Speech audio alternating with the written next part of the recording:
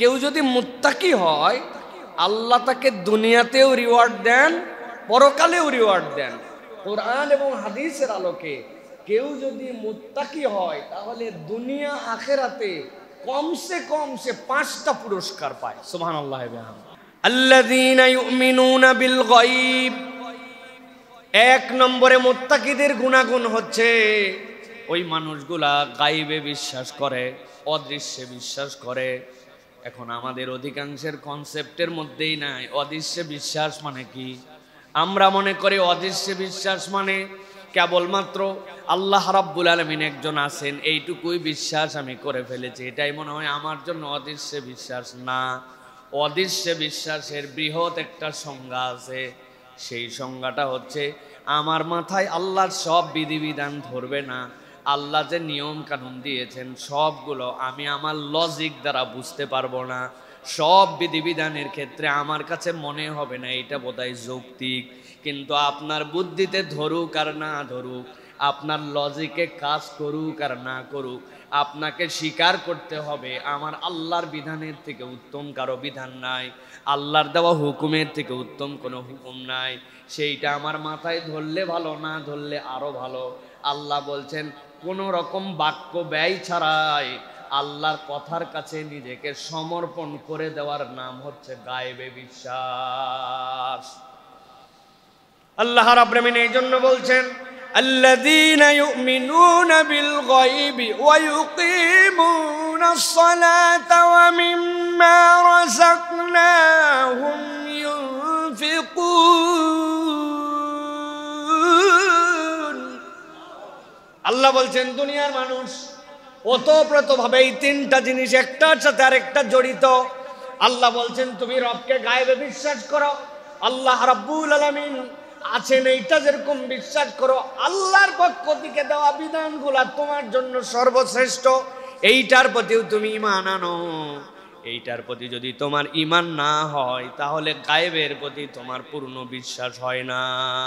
আমি শতবার এই জন্য বলি এই বাংলাদেশে এরকম মুসলমান খুঁজে পাবেন, এই দুনিয়ায় এরকম মুসলমান খুঁজে পাবেন নামাজের কথা বললে বিনা বাক্য ব্যয়ে মেনে নেয়, রোজার কথা বললেও স্বীকার করে নেয়, হজ হয়তো করে, জাকাত পূর্ণ না দিলেও জাকাত দেওয়া লাগবে এটা বিশ্বাস করে।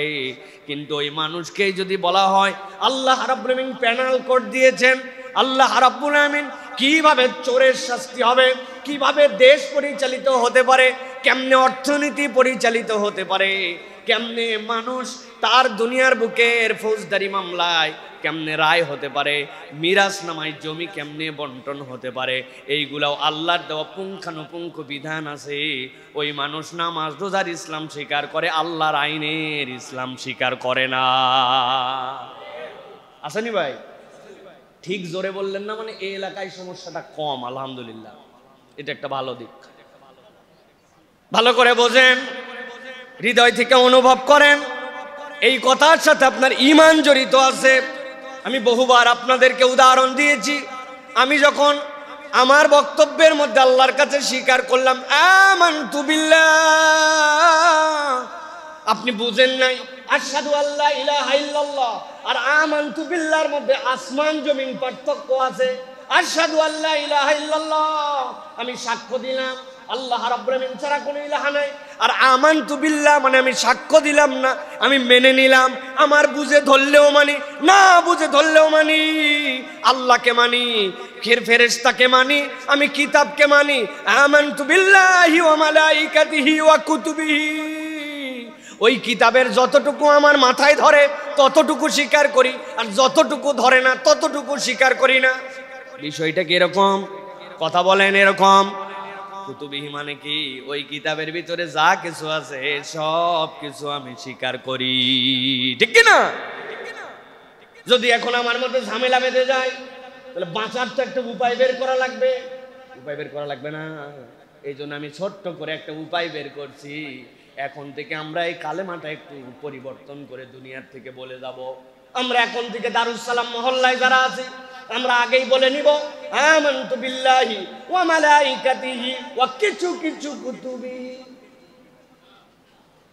অথবা আমরা বলে নিব আমানতু বিল্লাহি ওয়া মালাইকাতিহি, আল্লাহ ওয়া যদ্দুর বুঝি তদ্দুর কুতুবিহি। কবরে যাওয়ার পরে ধরছে, কি ব্যাপার, তুমি যে কিতাবের কতকটা মানলে, আফাতুমিনুনা বিবাদিল কিতাব ওয়া তাকফুরুনা বিবাদ। বলে না আল্লাহ, আমি আগেই বলে আসছিলাম যদ্দুর বুঝি তদ্দুর, আমারও একটা বুঝ আছে। এই কথা বললে আল্লাহর কাছে কি বাঁচা যাবে? কথা বাঁচা যাবে? এই জন্য আল্লাহ রাব্বুল আলামিন বলছেন বুঝ ক্লিয়ার করে নাও, মুত্তাকির গান গাও, কিন্তু মুত্তাকি হওয়া এত সহজ নয়। আল্লাযীনা ইউমিনুনা বিল গায়ব, ওই ব্যক্তি অদৃশ্যের যা কিছু আছে আল্লাহর বিধান সবগুলো স্বীকার করে, তার নিজের কোনো মতামত সেই জায়গায় নাই। ঠিক না?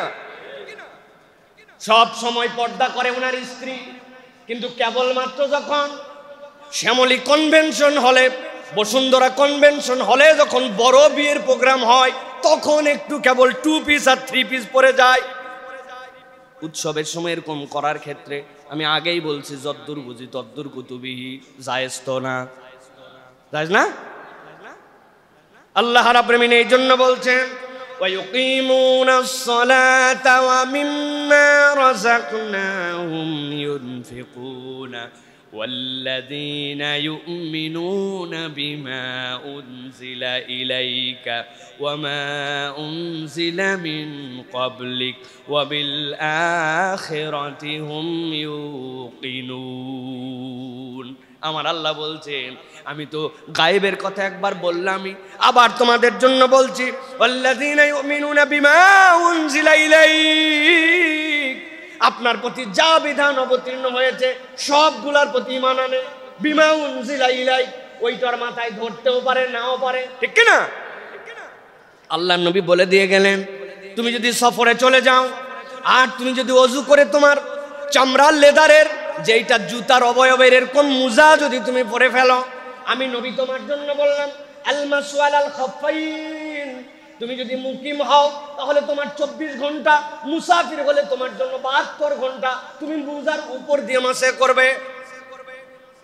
জিজ্ঞাসা করি উত্তর দেন, বুঝে থাকলে, না বুঝলে কথা বলবেন না। আমরা যখন হাঁটা চলা করি, আমরা যখন ঘোরাফেরা করি, তখন মুজার নিচের দিকে ময়লা বেশি লাগে না উপর দিকে? নিচে না উপরে? লাগলো ময়লা নিচে। শরীয়ত বলতেছে তোমার যুক্তিতে কুলাবে না, কিন্তু মসহ করার জন্য বিধান দিলাম উপরে। আপনি যেরকম আল্লাহর বিধান নবীর মাধ্যমে যেইটা শরীয়ত আসছে, এইটার ক্ষেত্রে কোনো আপনার যুক্তিবিদ্যা চলবে না। আল্লাহ বলতেছেন ঈমানদার আর মুত্তাকির পরিচয় ওয়াল্লাযীনা ইউমিনুনা বিমা উনজিলা ইলাইক, আপনার প্রতি যা আসছে কোনো বাক্য ব্যয় করবে না, সে স্বীকার করে নিবে, এইটাই ঠিক। এই স্বীকার করলে সে মুত্তাকি, স্বীকার কেবল করে না, সে মেনে নিছে। ইউমিনুনা বিল গায়ব, মেনে নিছে সে যে আল্লাহ এটা আমার জন্য ফরজ, এটা আমি মেনে নিলাম, আর কোনো কথাবার্তা চলবে না। আল্লাহ রাব্বুল আলামিন বলছেন ওয়া মা উনজিলা মিন ক্বাবলিক, উম্মতে মুহাম্মাদীর অনন্যতা হচ্ছে অন্যান্য কওম যারা আছে, অন্যান্য গোষ্ঠী যারা আছে, তারা তাদের পয়গম্বরকেই কেবল স্বীকার করে, আর কাউকে স্বীকার করে না। আর ইমানদারদের সৌন্দর্য হচ্ছে সে মুসাকেও যেরকম স্বীকার করে, ঈসাকেও সেরকম স্বীকার করে। তাদের প্রতি যে বিধান আসছে সেইটার প্রতি ঈমান আনে। কেউ যদি বলে আমি কোরআনের প্রতি পূর্ণ ঈমান রাখলাম, আর তাওরাত, জবুর, মুসা, ঈসা আলাইহিস সালাম, দাউদ আলাইহিস সালামের প্রতি যেই কিতাব আসছে সেটার প্রতি ঈমান আনলাম না, তার ঈমান আনা হয় না। আল্লাহ বলছেন এই নিজের বিধানের প্রতি, অতীত আল্লাহ যা দিয়েছেন সবগুলার প্রতি ঈমান রাখে। ওয়া বিল আখিরাতি হুম ইউকিনুন, আর ওই মানুষ পরকালের ব্যাপারে একদম নিঃসন্দিহান ভাবে দৃঢ় ঈমান রাখে। পরকালের ঈমান যদি কারো ঠিক না হয়, দুনিয়ার জিন্দেগি তার কখনো ঠিক হবে না। কেননা দুনিয়ার জীবনে আপনার এমন বিচার হতে পারে যেই বিচারে আপনি দেখতে পাচ্ছেন আদালত হয়, কিন্তু দুনিয়ার বিচারে প্রকৃতার্থে আদালত হয় না। এমন আসামি দুনিয়ায় আছে কিনা যে ব্যক্তি প্রকৃত অপরাধী, পুলিশ ধরতে পারে নাই, বিচারের কার্যালয় কোনোদিন উঠানো হয় নাই, ওই মানুষের নামে কখনো কোর্টের মধ্যে পিটিশন হয় নাই, কিন্তু জোচ্চোর নম্বর 1 পার পেয়ে গেছে। আপনি কি মনে করেন এরকম লোক দুনিয়ায় আছে কিনা? ধরবে কোন জায়গায় তাহলে? আল্লাহ বলছেন বিল আখিরাতি হুম ইউকিনুন, ওই জায়গার টার্গেট করে যদি চলে তাহলে ওই ব্যক্তিটা আল্লাহ রাব্বুল আলামিনের সামনে দাঁড়াতে পারবে। মসজিদে আগে আগে চলে আসে, সামনে বসে, চলাফেরার ঠাট বাপ দেখলে এলাকার মানুষ বোঝে হ্যাঁ কিছু মাল পানি আছে, কিন্তু ভিতরে ভিতরে এমন 2 নম্বর, উনি আর উনার আল্লাহ জানে কোন কোন জায়গায় টাকা পয়সা মার দিয়ে ঘোরাফেরা করে। এরকম কতকগুলা ভাব ভুপ পোসপাস নেওয়া বান্দা এলাকায় আসেনি? আছে না ভাই? আল্লাহ রাব্বুল আমিন বলছেন ওয়াবিল আখিরাতি হুম ইউকিনুন। আবার এমনও হতে পারে বিচার হয়ে গেছে, কিন্তু বিচারটা আপনি দেখছেন প্রকৃত বিচার, কিন্তু আল্লাহর দরবারে এবং দুনিয়ার মানুষের হিসাবে বিচার হয় নাই। এরকম লোকের কথা আপনারা শুনছেন কিনা? সিরিয়াল কিলার 1,05,000 মানুষকে মেরে ফেলছে, আছে না ভাই? শুধু মানুষকেই মারে নাই, ফজরের নামাজে কোন মানুষগুলা র্যান্ডম আসতো, বয়স যাদের যুবক, গুম কমিশন রিপোর্ট দিছে ফজরের নামাজের মুসল্লিকে টার্গেট করে ওই মানুষগুলাকে গায়েব করে দেওয়া হয়েছে। এই বাংলাদেশের ঘটনা, এইটা অন্য দেশের ঘটনা নয়। আরে তাহলে যেই ব্যক্তি এরকম কত মানুষ মেরে ফেললো, ধরা পড়ে গেল, ধরা পড়ার পরে তাকে ফাঁসি কাস্টে ঝুলাই হত্যা করে দেওয়া হলো। বুঝেন, গভীরভাবে বুঝেন। এখন যেই ব্যক্তিকে ফাঁসি দেওয়া হয়ে গেছে, যেই ব্যক্তির ফাঁসি হলো, আর যাদেরকে মেরেছিল ওর মধ্যে থেকে একজনের বাবাকে সে মারছিল, সে বলছে আমি আমার বাবার হত্যার বিচার পাইছি আলহামদুলিল্লাহ। কিন্তু আরো যে 4 জন ছিল, কারো বা স্বামী, কারো বা ভাই, কারো বা চাচা, কারো বা ফুপা, এখন বাকি 4 জন কি বলতে পারবে যে আমরা আমাদের হত্যার বিচার পাইছি? না, আল্লাহ বলতেছেন ওয়াবিল আখিরাতি হুম ইউকিনুন, পরকালে বিশ্বাস রাখো কঠিনভাবে। ওই দিন যাওয়ার পরে হিসাব বরাবর করা হবে। যতবার হত্যা করছে, ততবার জীবন দিয়ে, ততবার মৃত্যুর কষ্ট দিয়ে আল্লাহ হিসাব বরাবর করতে পারেন যেই দিবসে, ওইটা পরকাল। ইমানদার যদি ওইটাকে বিশ্বাস না করে, ইমানদারের আমল আখলাক কখনো ঠিক হবে না, ঠিক কি না? এইটা হচ্ছে মুত্তাকিদের।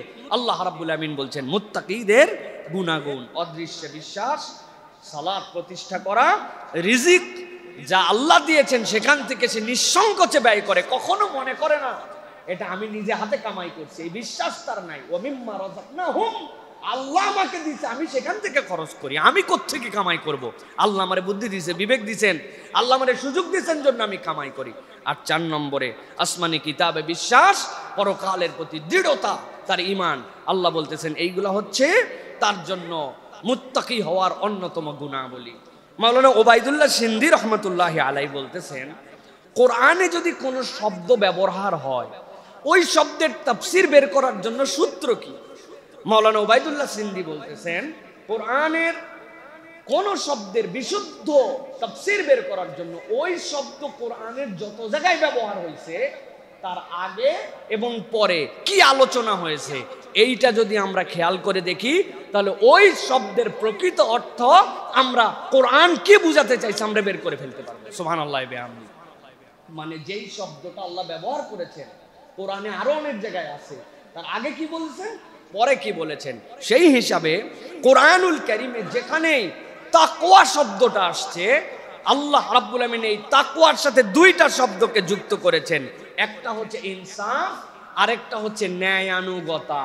ইনসাফ আর ন্যায়ানুগ কাছাকাছি শব্দ, কিন্তু আল্লাহ তাকওয়ার সাথে সব জায়গাতে ইনসাফ ব্যবহার করেছেন, সব জায়গাতে আল্লাহ রাব্বুল আমিন ন্যায়ানুগ শব্দ ব্যবহার করেছেন। এর আলোকে ওবায়দুল্লাহ সিন্ধি রহমতুল্লাহ আলাইহি বলছেন যে মূলত তাকওয়া হচ্ছে তুমি কতটুকু ইনসাফওয়ালা মানুষ, তুমি কতটুকু ন্যায়বোধ ন্যায়ানুগ মানুষ, এইটাই আল্লাহ রাব্বুল আমিন দেখতে চান। মুত্তাকির বৈশিষ্ট্যই হচ্ছে সে সব সময় ইনসাফের পক্ষে, সে সব সময় ন্যায়ের পক্ষে। সুবহানাল্লাহ।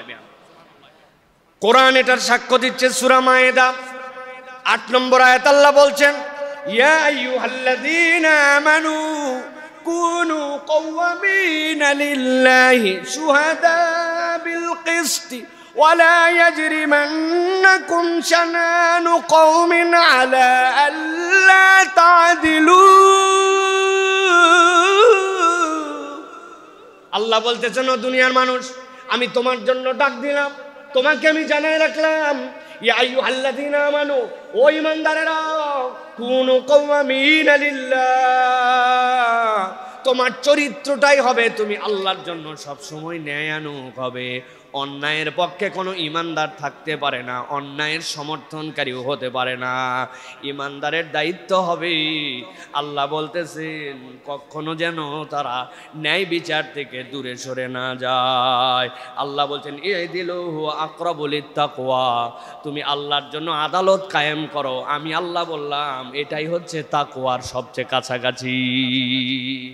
ইনসাফ করা, আদালত করা, এটা হচ্ছে আল্লাহ রাব্বুল আলামিনের জন্য আল্লাহ বলছেন সবচেয়ে তাকওয়ার কাছাকাছি। ওয়াত্তাকুল্লাহ ইন্নাল্লাহা খাবীরুম বিমা তা'মালুন, তুমি যা করো সবকিছু আল্লাহ জানেন। অতএব আল্লাহ জানেন এই বিশ্বাসে তুমি আল্লাহকে ভয় করো। এটার নাম হচ্ছে তাকওয়া। কেউ দেখে না, আল্লাহ দেখেন। কারো জানার দরকার নাই, আমার আল্লাহ জানেন। এই বিশ্বাসটার নাম হচ্ছে তাকওয়া। এটা যদি বান্দার মধ্যে একবার ঢোকে তাহলে ওই বান্দার আচার আচরণ চেঞ্জ হয়ে যাবে, ওর ভিতর বাহির আল্লাহ রাব্বুল আলামিন চেঞ্জ করে দিবেন। প্রিয় ভাইরা, এই জন্য আল্লাহ রাব্বুল আলামিন আমাকে দেখেন, তার জন্য আমাকে ন্যায়ানুগ হতে হবে। এটা কেবল বাহিরে নয়, একদম ছোট থেকে বড় সব জায়গাতে। নবীজি সাল্লাল্লাহু আলাইহি ওয়াসাল্লামের কাছে এক সাহাবী আসছেন, আসার পরে বলছেন, ইয়া রাসূলুল্লাহ, আমি আমার সন্তানের জন্য একটা গোলাম দিয়েছি, বাচ্চাটাকে আমি খুব পছন্দ করি। নবীজি জিজ্ঞাসা করছেন, তোমার কি আর কোনো সন্তান আছে? বলে, না আমি ইয়া রাসূলুল্লাহ। বলে, তুমি কি তাদেরকে গোলাম দিয়েছো? বলে, না ইয়া রাসূলুল্লাহ, তাদেরকে দেই নাই। আল্লাহ নবী বললেন, হয় তুমি তোমার বাকি সন্তানদেরকে একজন করে খাদেম দিয়ে দাও, আর নচেত না দিতে পারলে যারে দিছো তার থেকে এটা সরায় নাও। তাছাড়া তুমি আদালত কায়েম করতে পারো না, ইনসাফ করতে পারো না। নিজের সন্তানের সাথেও আল্লাহ রাসূল সাল্লাল্লাহু আলাইহি সাল্লাম ইনসাফ এবং আদালতের কথা বলেছেন। আর আমরা ইনসাফ আর আদালত অনেক জায়গায় ভুলে গেছি। আমরা আমাদের নিজেদের মাথার মধ্যে এটা রাখি নাই। আমি আপনি, আমাদের অফিস ছুটি আছে, আমাদের ব্যবসার একদিন ব্রেক আছে, তাই না? কিন্তু আপনি কোনোদিন ভেবে দেখছেন আপনার বাড়িতে যে ছুটা বুয়াটা আছে, যে খালাটা কাজ করে দিয়ে যান, এর লাইফে কোনো ছুটি নেই। ওই আপনি যখন থাকেন না, ঈদের সময় কয়দিন থাকেন আসে, কিন্তু এর কোনো সাপ্তাহিক ছুটি নাই। কেন? উনার কি জীবনে একদিন ছুটি লাগতে পারে না? সপ্তাহে কি তার একদিন ছুটির প্রয়োজনীয়তা আসতে পারে না? অকল্পনীয় ব্যাপার এটা। আমরা মনে করছি এটাই ইনসাফ, এটাই আদালত। সব জায়গাতে আমরা যদি এরকম খোঁজ করি তাহলে বেইনসাফি, বেআদালতি আমাদের মধ্যে আছে। আল্লাহ বলতেছেন, তুমি মুত্তাকির অবয়বধারী হয়েও না, পোশাকি মুত্তাকি হয়েও না, হৃদয় থেকে ইনসাফ কায়েম করার মতো তুমি তাকওয়াবান হও। আল্লাহ এইটা দেখতে চান তোমার কাছ থেকে, প্রিয় ভাইরা। এই জন্য আমাদের এই ইনসাফ, এই আদালতের ক্ষেত্রে আমাদেরকে এগোতে হবে। এতক্ষণ আপনাদের কাছে যা বলছে এগুলো ভূমিকা দিলাম। আজকে আমাদের মূল আলোচ্য বিষয়টার মধ্যে এখন আমরা প্রবেশ করব। সেটি হচ্ছে যে আমরা যদি এই তাকওয়া, এই আল্লাহ ভীরুতা, এই ইনসাফ আদালত যদি আমরা একবার গ্রহণ করতে পারি, তাহলে আল্লাহ বলতেছেন এর জন্য আমাদের 5টা কল্যাণ আছে। কল্যাণ কয়টা? একসাথে বলতে হবে, কল্যাণ কয়টা? এদিকে কারা কারা ঘুমাই গেছে দেখেন তো, এদিকে ঘুমাইছেন আপনারা? ভাই তোর কথা বলেন না, আমার দিকে তাকান না। আপনি মাথা নিচে করে কি জব করতেছেন? এখন তো আমার দিকে তাকাই থাকবেন এখন। তাহলে তাকওয়ার কল্যাণ কয়টা? 5টা। প্রিয় ভাইয়েরা, চলেন আমরা সংক্ষিপ্ত সময়ে এই 5টা কল্যাণ আমরা জানবো, যাতে করে আমরা ফিল করতে পারি যে আমাদের প্রত্যেককে আমাদের জীবনে এই পথে আমাদেরকে এগোতে হবে। আল্লাহ যেন আমাদেরকে প্রত্যেককে ভেতর থেকে আল্লাহর জন্য মুত্তাকি হওয়ার তৌফিক দান করেন। দেখেন আল্লাহ রাব্বুল আমিন আপনার আমার জন্য কি নিয়ামত দিচ্ছেন।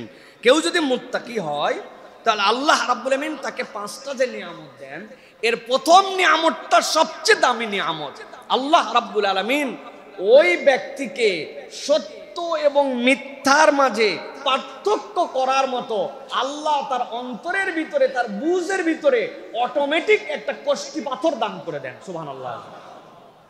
সে কখনো সত্য মিথ্যা গুলায় ফেলবে না। আশ্চর্য, ওই লোকের পড়ালেখা নাই, ওই লোক অত এডুকেটেড না, সমাজে অত দামি না, মানুষ অত বিচক্ষণ বলে না, ইন্টেলেকচুয়াল বলে তার কাছে মানুষজন যায় না, কিন্তু সে যদি তাকওয়ার পথ অবলম্বন করে আল্লাহ তার ভিতরে ইনস্টল করাই দিবেন সত্য এবং মিথ্যার পথ। সে কখনো গুলায় ফেলবে না, সে আল্লাহর পক্ষ থেকে এটাকে আলাদা করে ফেলতে পারবে। সুবহানাল্লাহ। আমার কথা নয়, আল্লাহ রাব্বুল আমিন সূরা আনফালের ভিতরে বলতেছেন, ইয়া আইয়ুহাল্লাযীনা আমানু ইন তাত্তাকুল্লাহা ইয়াজআল লাকুম ফুরকানা ويكفر عنكم سيئاتكم ويغفر لكم والله ذو الفضل العظيم। আল্লাহ বলতেছেন, ও দুনিয়ার মানুষ, আমি রব, যে আল্লাহ তোমাকে সৃষ্টি করেছি।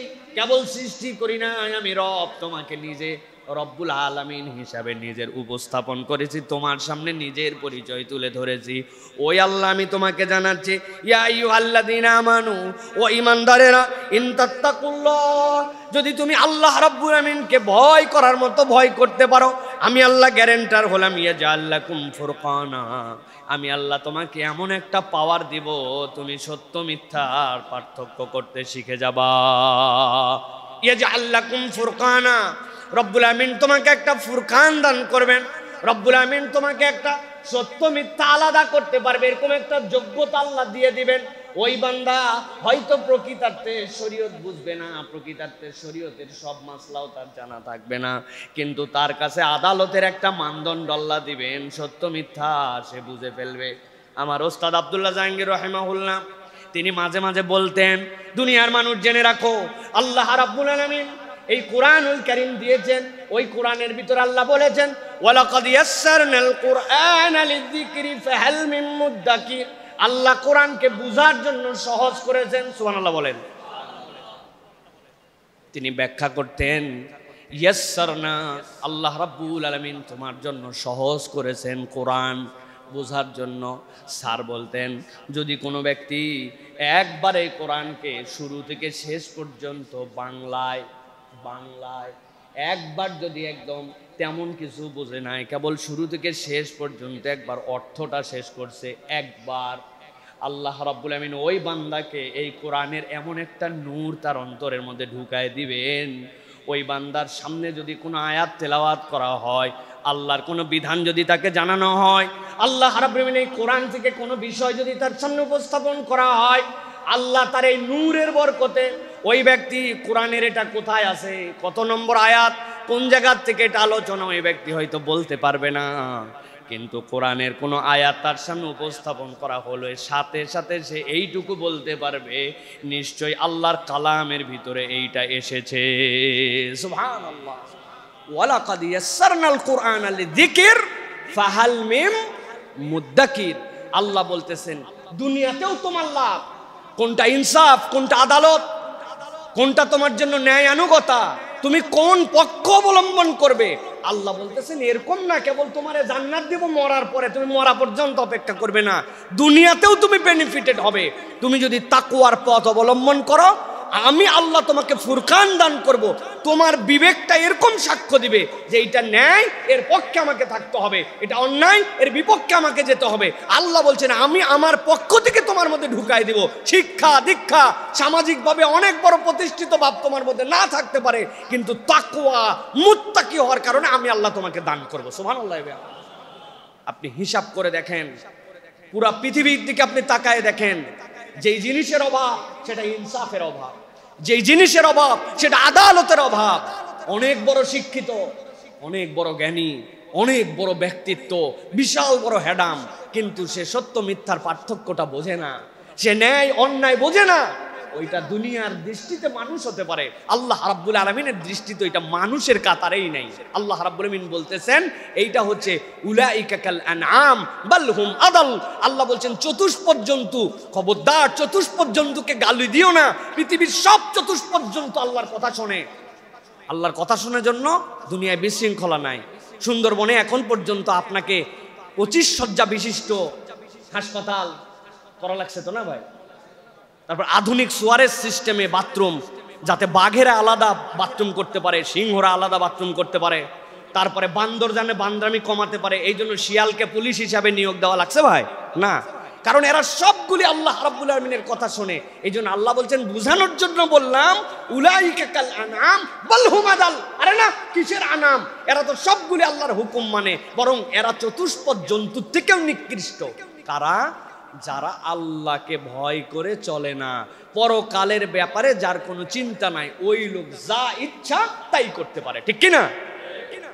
আপনাদের কাছে উদাহরণ দিলাম না, কি পরিমাণ ট্র্যাকিং হলে ফজরের নামাজে কোন যুবকেরা আসে, ওই এলাকার মসজিদকে টার্গেট করে ওই যুবকগুলাকে ইসলামপন্থী বোঝা যাচ্ছে যে এরা ভেরি সিরিয়াস ইসলামের ব্যাপারে, প্র্যাকটিসের ব্যাপারে, অতএব তাদেরকে গুম করে দাও, তাদেরকে গায়েব করে দাও। এইগুলা রিপোর্ট আমাদের সামনে আসছে।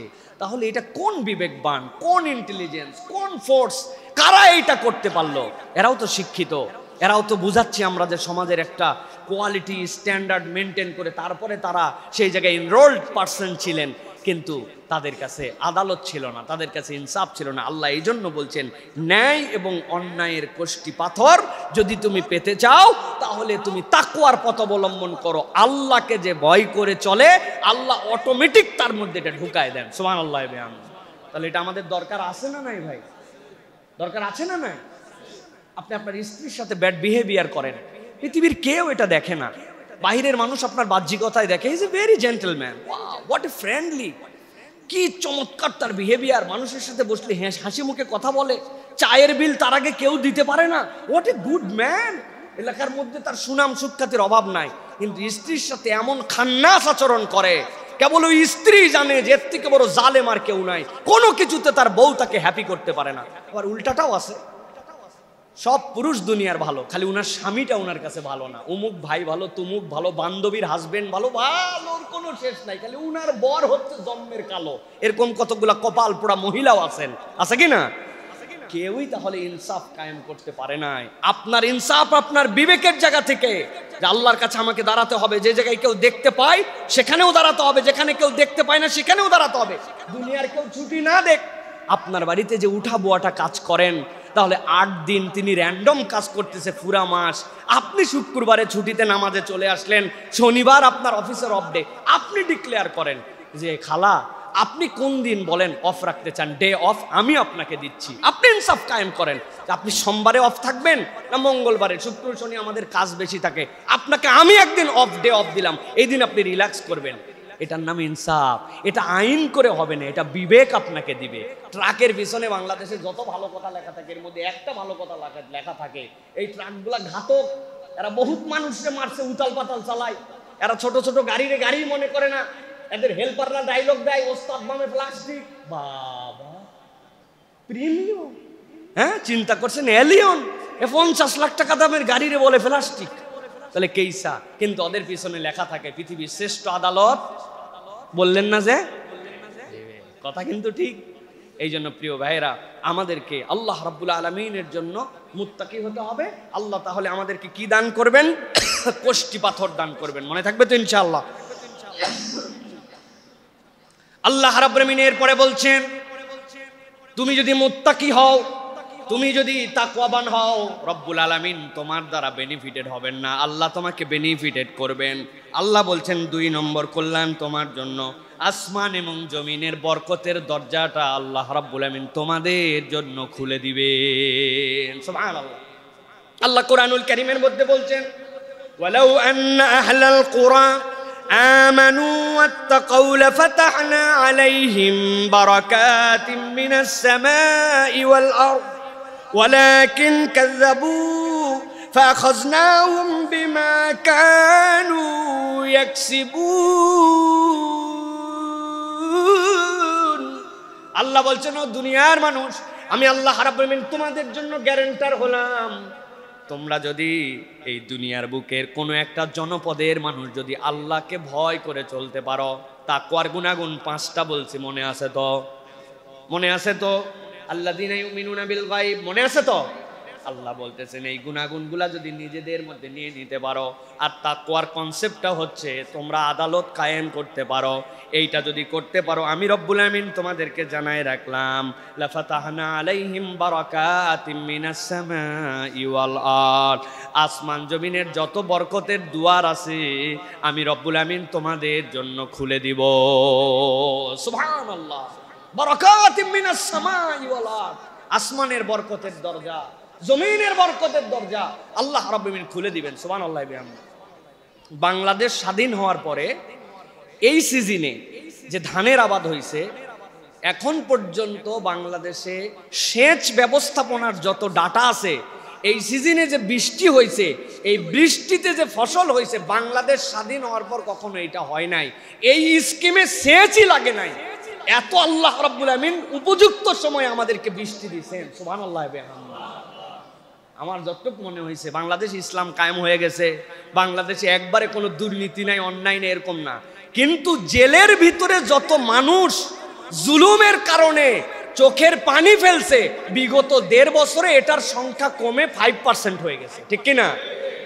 এই যে মানুষের মনের দুঃখ, অন্যায়, অবিচার, মিথ্যা মামলা, হাজার হাজার নেতা কর্মীকে ধরে নিয়ে চলে গেছে, মামলা দেওয়ার আগে ধরে রাখছে, পরে মামলা রেডি করছে। এগুলো দেখছেন না আপনারা প্রিয় ভাইরা?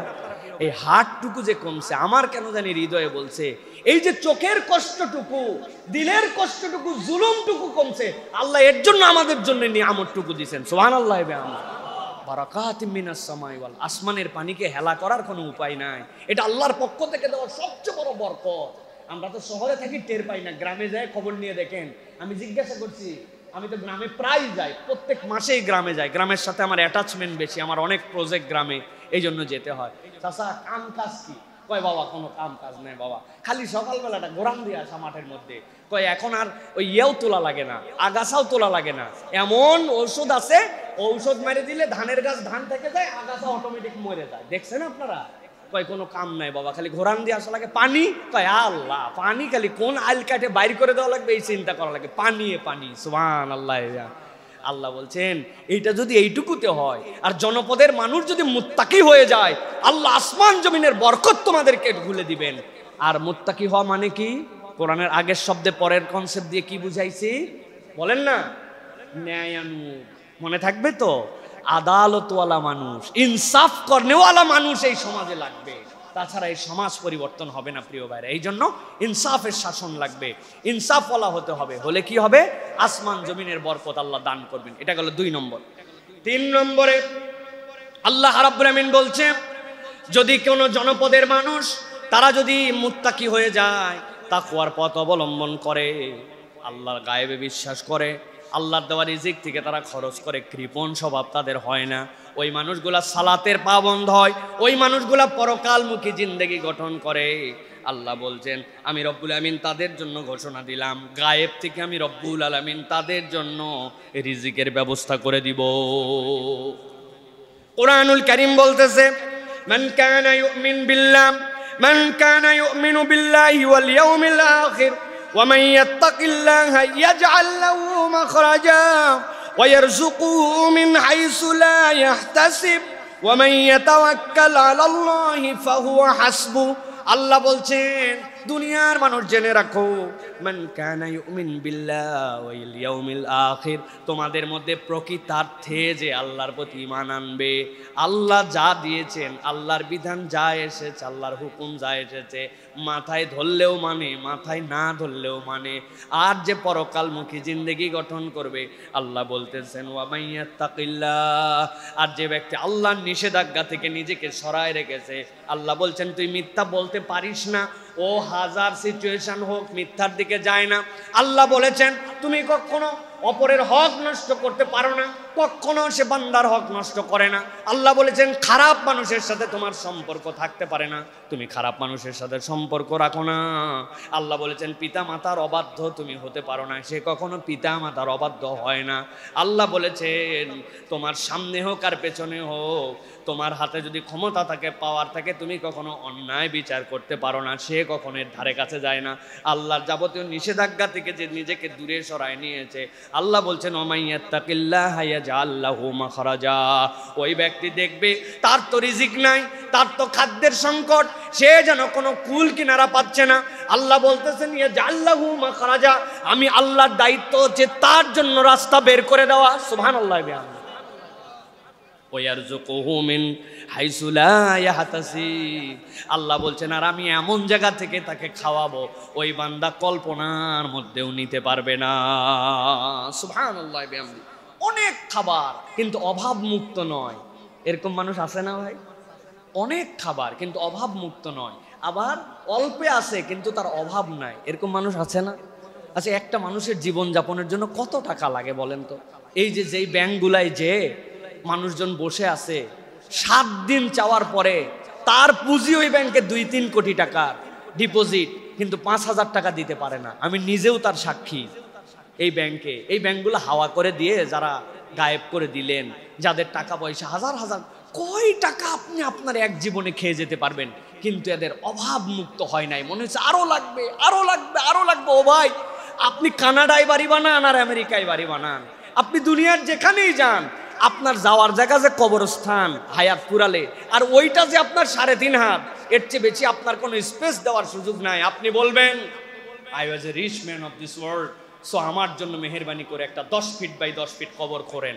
আপনি ওসিয়ত করে লিখে দিয়ে লোক অ্যাপয়েন্ট করে দিয়ে গেলেও আপনার খুঁড়বে না মানুষ, কেননা আপনার যতটুকু জায়গা ততটুকুই আপনাকে দিবে। তাহলে এই মানুষটার কিসের অভাব ছিল? এই মানুষটার অভাব ছিল অন্তরের মধ্যে আল্লাহ রাব্বুল আলামিনের জন্য ভয়ের অভাব ছিল, যেই কারণে স্বভাব হয়ে গেছে। এত পাওয়ার পরেও তার অভাব দূর হয় নাই। আল্লাহ বলতেছে ওয়ামাইয়াত্তাকিল্লাহ ইয়াজআল লাহু মাখরাজা। তুমি যদি আল্লাহকে ভয় করতে পারো, তুমি যদি তাকওয়ার পথ অবলম্বন করতে পারো, ব্যক্তি জীবন সমাজ জীবনে যদি আদালত প্রতিষ্ঠা, তুমি একজন ইনসাফওয়ালা মানুষ হতে পারো, তোমার জন্য রাস্তা বের করে দেওয়ার দায়িত্ব আমি আল্লাহ। সুবহানাল্লাহ। এটাই তো সুবহানাল্লাহ জোরে বলছেন। এবার উল্টাটা করেন, এই ঘটনাটার উল্টাটা বলেন, এটা তো প্যাসিভ ফর্মে নিয়ে আসেন। কি হবে? আপনি যদি আল্লাহর কথা না শোনেন, আপনি যদি আল্লাহকে ভয় না করেন, আপনি যদি বেইনসাফ করে চলতে থাকেন আর মনে করেন যে আমাকে ধরার কেউ নাই, আল্লাহ তাহলে উল্টাটাও বলবেন তোরে ধরার দায়িত্ব ওয়ালা ইউসিকু ওয়াসাকাহু আহাদ, আমি তোরে এমন ধরা ধরবো, এই ধরার কোনো শেষ নাই। ঠিক কিনা? ধরে না, ধরে না, ধরে না, ধরলে আল্লাহ। এটা আপনারা দেখেন নাই? দেখছেন না আপনারা? আল্লাহ রাব্বুল আলামিন এই জন্য আমাদেরকে এই বুঝটা আমাদেরকে আসার তৌফিক দান করেন। আল্লাহ যেন আল্লাহর জন্য মুত্তাকি হতে পারি। মিথ্যা কখনো মুক্তি নিয়ে আসতে পারে না। আপনি মিথ্যা অ্যাভয়েড করেন, আপনি অন্যায় অ্যাভয়েড করেন, আপনি আপনার বোধ থাকা অবস্থায় কখনো বেইনসাফ করেন না, দেখবেন আল্লাহ রাব্বুল আলামিন আপনার জন্য একটা রাস্তা বের করে দিয়েছেন। সুবহানাল্লাহি ওয়া বিহামদিহি।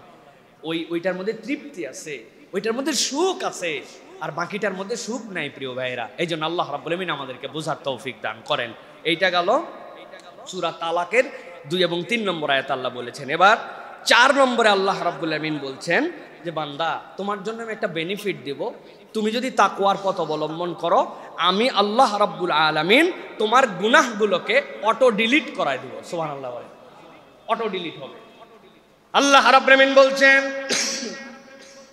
ইউকাফির আনকুম সাইয়্যাতিকুম ওয়া ইয়াগফির লাকুম ওয়াল্লাহু যুল ফাদলিল আযীম।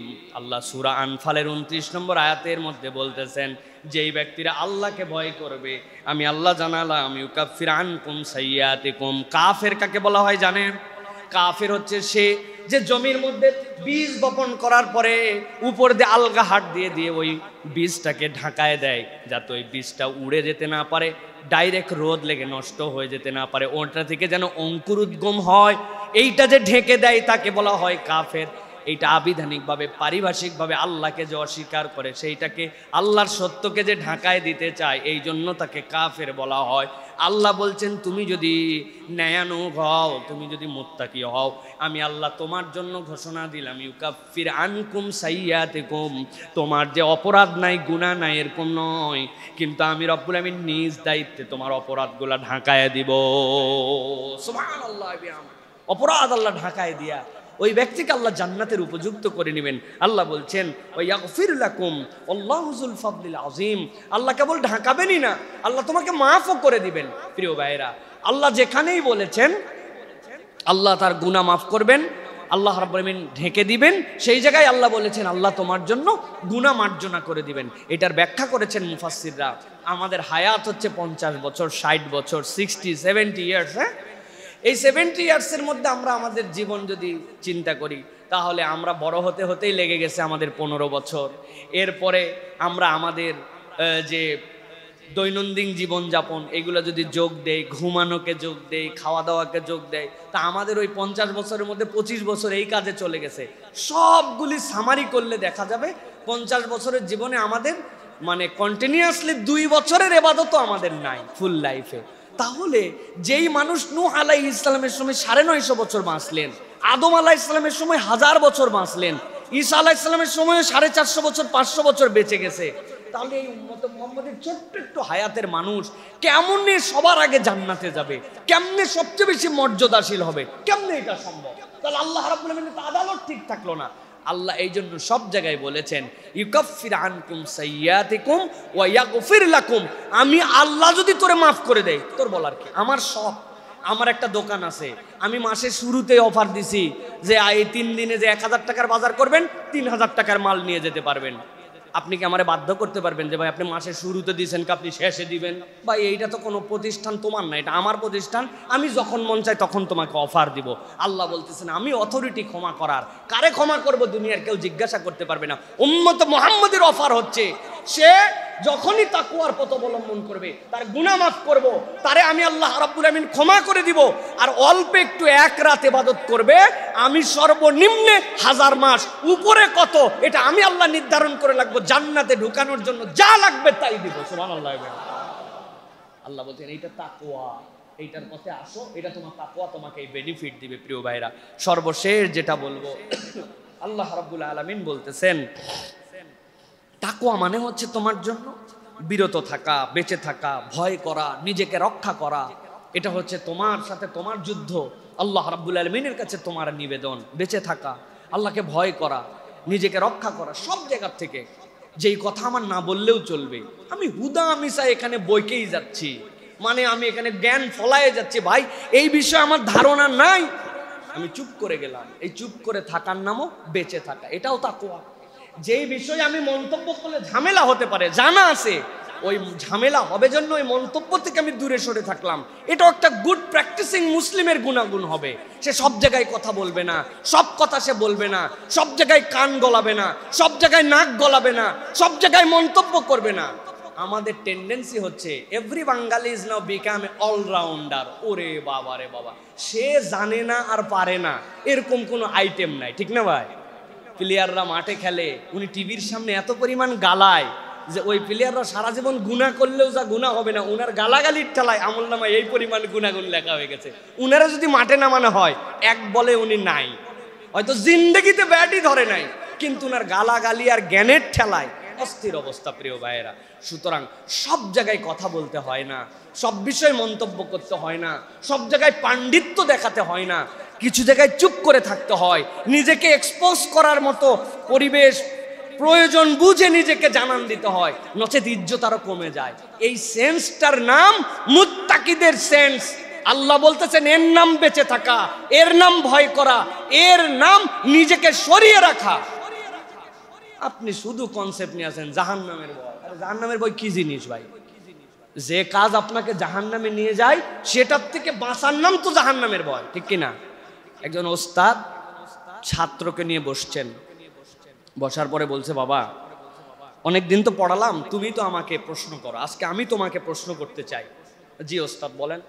বলছে বলো তো বাবা, দুনিয়াতে নামাজ পড়ে না কারা কারা? তো এই ছেলে চিন্তা করছে একটা টাফ কোশ্চেন, কিন্তু ওস্তাদ যেহেতু বলছেন, বলছে ওস্তাদ দুনিয়াতে মূলত আমার সেন্সে যতটুকু মনে হয় নামাজ পড়ে না 3 শ্রেণীর লোক। কয় শ্রেণী? বলছে কারা কারা বলো?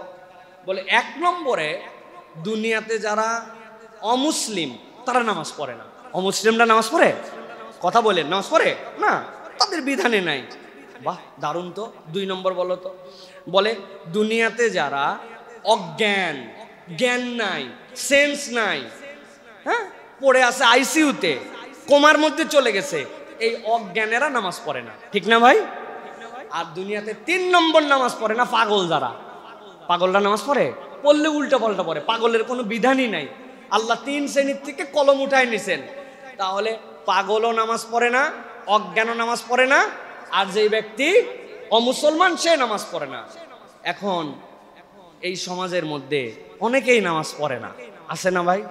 আপনি যদি যারা যায় বলেন যে ভাই তুই অমুসলমান এই জন্য তুই নামাজ পড়ি না, তাই একবারে ঠাড়ায় থাপ্পড় দেবো, ব্যাককল কোথাকার, আমার ব্যাপারে তুমি অমুসলমান বলো, এত বড় তোমার ক্ষমতা। বলো আচ্ছা ঠিক আছে, ওকে ইটস ফাইন, তুমি মুসলিম, তাহলে নিশ্চয়ই তুমি অজ্ঞান। কই আমি তোমার সাথে কথা বলতেছি আর তুমি অজ্ঞান বলো, আমার ইয়ার কি মারো তুমি আমার সাথে? ওহো, তাহলে তুমি পাগলা। পাগলা বললে আপনারা সত্যি মেরে দিবে সে, যে বেটা আমি হুঁশাক্কেলওয়ালা মানুষ। তাহলে আপনি যদি তারে বলেন তুমি পাগলও না, হ্যাঁ, তুমি অজ্ঞানও না, আবার তুমি মরাও না। মরা মানুষ নামাজ পড়ে? মরা মানুষের নামাজ পড়ান লাগে, তো তুমি মরাও না, তো তুমি নামাজ পড়ো না কেন? ওই লোক দেখবেন তখন আপনার সাথে উল্টা আপনারে বলবে, তুই একটা পাগল, উল্টা পাল্টা কথা বলিস, বলে সে চলে গেছে। এখন আমাদের বিষয় হচ্ছে প্রিয় ভাইয়েরা, এটা বোঝানোর জন্য বলছি যে আমি উপস্থাপন করতেছি, এমন কিছু আমি বলছি যার পিছনের যুক্তি খুঁজতে গেলে, লজিক খুঁজতে গেলে দেখা যাবে এই কথাটা আমার বলার সেই জায়গায় শোভনীয় হয় নাই, এই কথাটা আমার বলা উচিত হয় নাই। আমরা যদি শুধু কথা কম বলতে শিখে যেতাম তাহলে আমার অধিকাংশ ঝামেলা ঝঞ্ঝট আমাদের কমে যেত। কথা কম বলা মানে এরকম না বোবা শয়তান হয়ে যাওয়া না, উপযুক্ত কথাটা আপনাকে বলতে হবে, অনুপযুক্ত কথা নয়। আল্লাহ রাব্বুল আলামিন এই জন্য বলছেন, যারা বেঁচে থাকবে, ভয় করবে, নিজেকে রক্ষা করবে, অন্যায় এবং অত্যাচার থেকে বিরত থাকবে, আল্লাহ তাদের ফাইনাল ডেস্টিনেশনের কথা জানাচ্ছেন, তাকওয়ার পথ, জান্নাতের নাঈমের পথ। সুবহানাল্লাহ। আল্লাহ কোরআনুল কারীমের মধ্যে বলছেন, ইন্না লিল মুত্তাকিনা ইনদা রাব্বিহিম জান্নাতিন নাঈম আফানাজআলুল মুসলিমিনা কাল মুজরিমিন। আল্লাহ বলছেন, ও দুনিয়ার মানুষ, আমি আল্লাহ রাব্বুল আলামিন তোমার জন্য বললাম, তোমাকে আমি রিজিকের প্রশস্ততা দিব, তোমার জন্য আসমান জমিন থেকে বরকত দিব, আমি রব্বুল আমিন সত্য মিথ্যার পার্থক্য করার মতো তোমার জন্য যোগ্যতা দিব।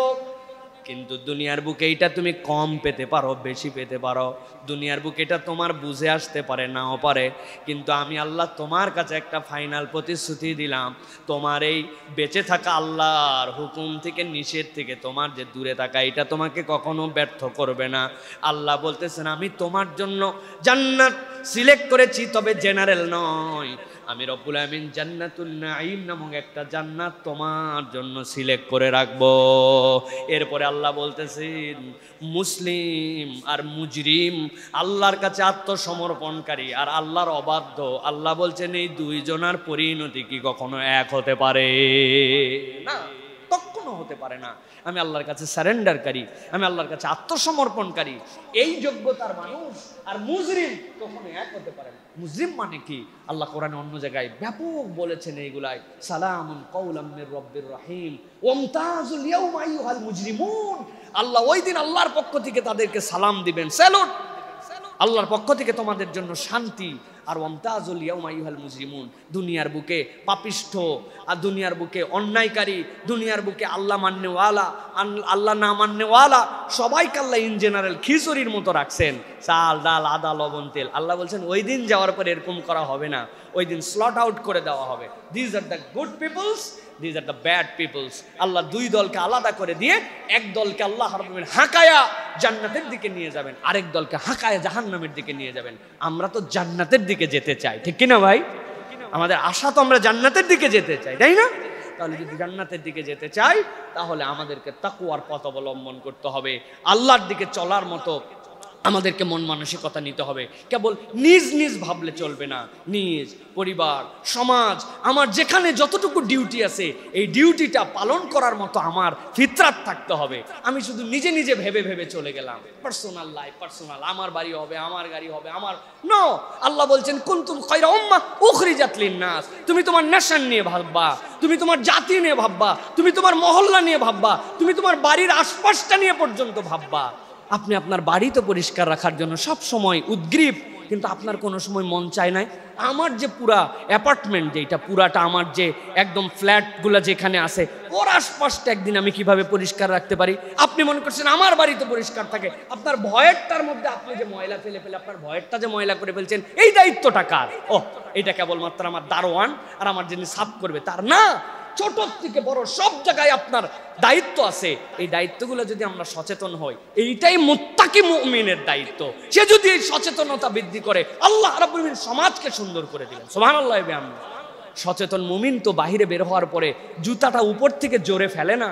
আরেকজন মাসবুক, তিনি নামাজ পড়ছেন আর আমার জুতা ফেললাম, 100টা জুতা যদি উপর থেকে ফেলা হয় কত শব্দ হয়? ঠাস ঠাস ঠাস ঠাস ঠাস। আমি তো জুতাটা ঢুকানোর সময় অনেক সাবধানে ঢুকাইছি, আমার পানিটা মসজিদে না পড়ুক, আমার ধুলাটা মসজিদে না পড়ুক। আপনি দুনিয়া ফাটায় ফেলতেছেন মুত্তাকি হয়ে, কিন্তু আপনার মসজিদে আপনার জুতা ঢুকানোর প্র্যাকটিস আপনার সুন্দর না, আপনার ওযুর কল ছাড়ার প্র্যাকটিস আপনার সুন্দর না। আপনি এমন ভাবে একবারে ফস ফস করে নাকের মধ্যে পানি মারতেছেন, আশপাশে সবাই বিরক্ত হয়ে যাচ্ছে, সচেতন হতে পারি নাই। তাহলে মুত্তাকির গুণাগুণ হবে সচেতন মুমিন। বলেন কেমন মুমিন? আরেকবার বলেন, সচেতন মুমিন। আল্লাহ আমাদেরকে তাকওয়ার পথ অবলম্বন করে এই 5টা নিয়ামত হাসিল করার মতো তৌফিক দান করেন। বলে আল্লাহুম্মা আমিন। চেষ্টা করব তো আমরা ইনশাআল্লাহ। ওয়াজ কি মসজিদে থাকবে না বাড়ি পর্যন্ত যাবে? ইনশাআল্লাহ। আল্লাহ আমাদেরকে তৌফিক দান করুন।